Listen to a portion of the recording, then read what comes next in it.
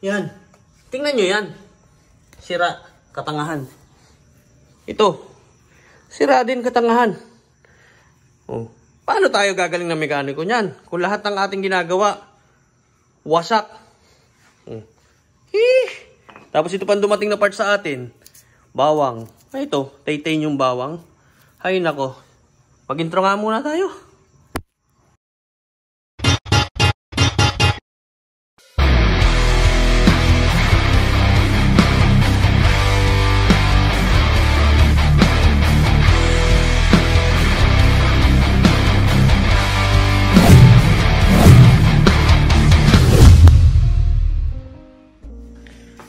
Okay, so bawang. Bawang. So ito yung natanggap ko kanina nung nag-receive tayo ng parcel.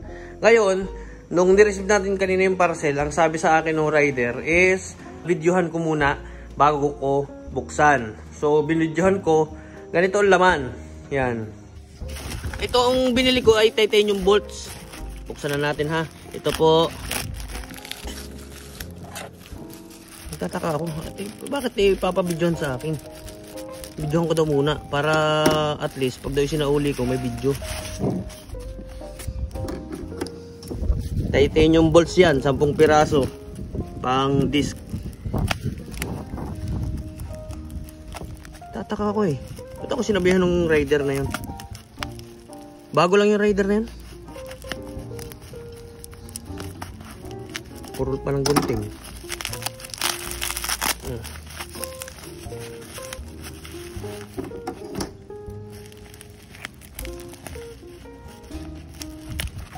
Tsaka bakit ang gaan?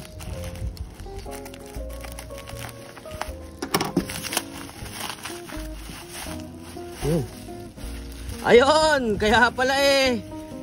Oh. Sabi ko siya eh. Kaya pala pinabibidyohan. Yan, titanium bolts ko. Titanium, 2 bawang. Nakakapagtaka lang kasi first time na sinabi sa akin nung rider na buksan ko daw yung laman. Buksan ko daw yung parcel. And yun nga, ito nga yung laman. Titanium, 2 bawang. 300 na yan, 300 plus na yung bawang na yan. Oh, kanina pinaandar ko ito. Hindi pa lang natin mapaandar kasi wala siyang preno. Ngayon, since wala siyang preno, hindi pa natin mailapat sa kalsada.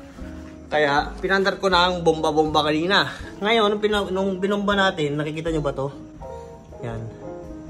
Kita ko kanina natagas. Nung natagas kanina, hinigpitan ko. Nasira ko. Yan, nasira ko siya. Yan, natagas ngayon yung langis niya. Yan. Katangahan ba? Katangahan ng pinairal.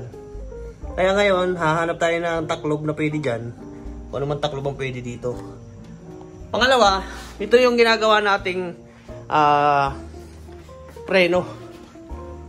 Ayan, nalagyan na natin ng bracket. Ayan, kung napapansin nyo, may bracket na siya.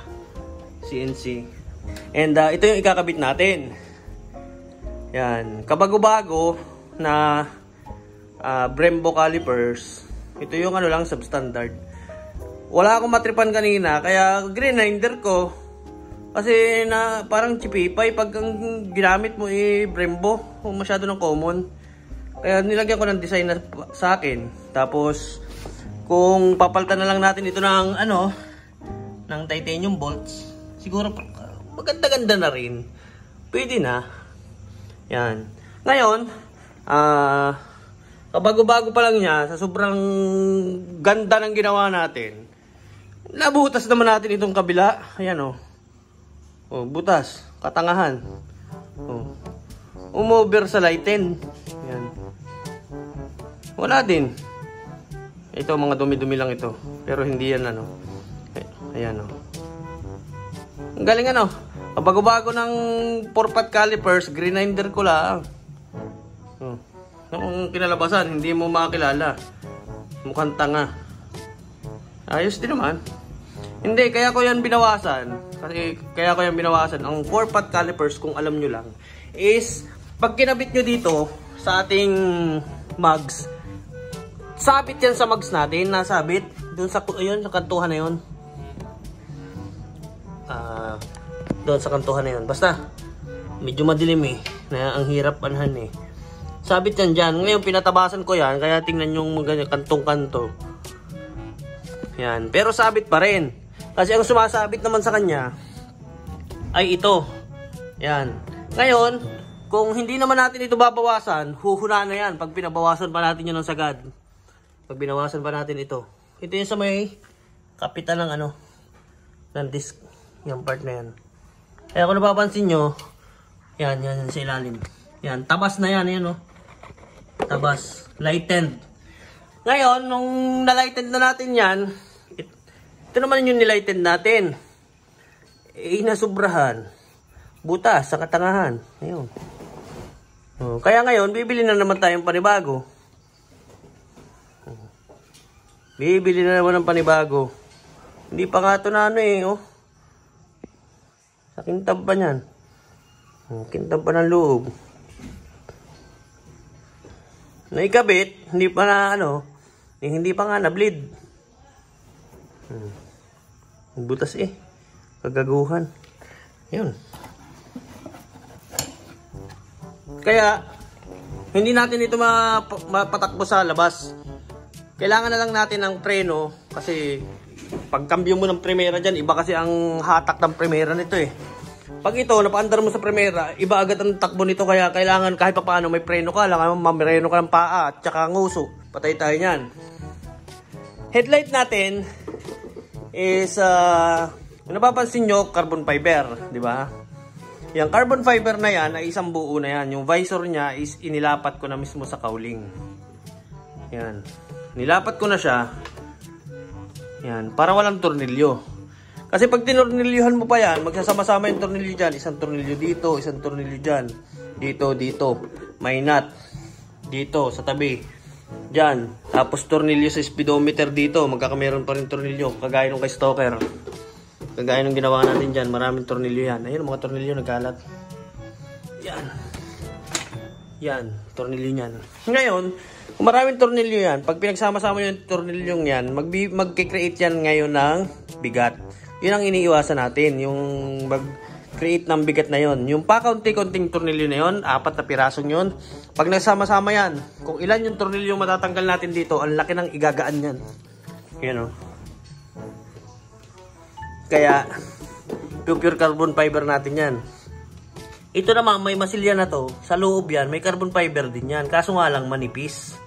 Manipis yan. Ngayon, huhulmahin lang natin yan. Ayun o, nakikita sa loob yun. Carbon fiber yan.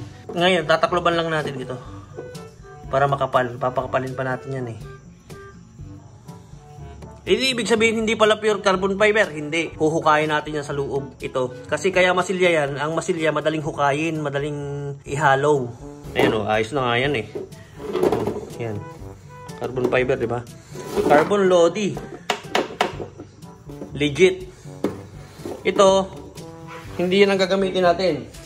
Gagamitin natin dyan ito. Carbon fiber din. Ang, ang tint. Oh. Siya! Saan ka pa? Kaso, hindi natin talaga mapaandar. Aandar naman na yan. Aandar na yan. Nagkamali lang tayo kasi nabili natin ay bawang. Kung ang pinadala sa atin yung mga yung tamang parts, aandar na yan. Ay kaso bawang. Anin natin bawang. Magigisa. Sana all. Ay naku. So, ayun lang. Bibilhan na lang natin ng kaunting ang isa pa. Panibagong ganito. Meron pa tayong isang ganyan eh. Sukatin natin. Ito. Ito yung ating isa pang caliper. Yan. 4 pots din to, Briar. Yan. Ito sana yung gagamitin natin kanina since nasira natin ito. Ito yung gagamitin natin kanina. Kung napapansin nyo ito, titanium na rin yan. Yan, violet to yellow. Tapos ito, kasi blinotorch natin. Ganyan kalikot ang ating pag-uutak. Ngayon, hindi ang ganda. Kasi naka-radial yung ating 4 pots na radial, di ba? Pwede naman natin yung i-convert. Ngayon, pag sinalpak naman natin dito, hindi mo maisalpak. At tukod naman dito sa paang kare. Ito, so tukod. Oh. Sayang ang effort. Kaganda-ganda. Tingnan nyo naman kulay. Oh. Hindi yan black. Ano yan? Naka-hologram. Hindi lang makita. Hindi makita. Ayun, no? Oh. Shining, shimmering.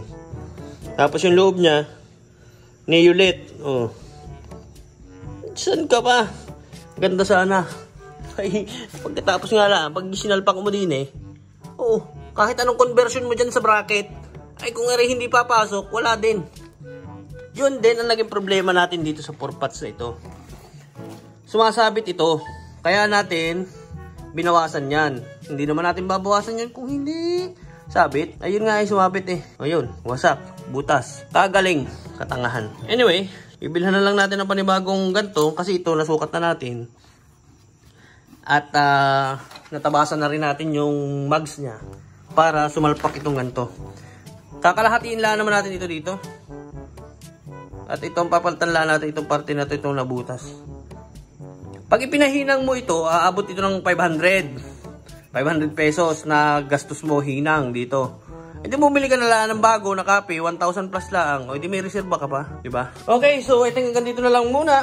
At ako'y magluluto na muna ng ulam kasi para mapakinabangan itong ating binili sa Shopee na bawang.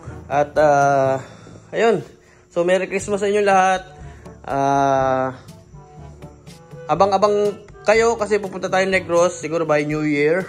Magra-rides tayo dyan sa bandang Negros na yan. Tapos shoutout po sa LTO. Baka magkameron na naman ako ng issue sa Maynila. Wala ako sa Maynila noon, ng mga panahon na yon. Nasa ano ako? Nasa Negros Island at saka Cebu. Kaya punta tayo ng Cebu, Negros Island. Tapos, ayun lang. Siguro pakinabangan natin itong ating bawang. Kaysa naman masayang, di ba? 396 itong dalawang to. Saan ka pa? Sige na, luluto muna ako.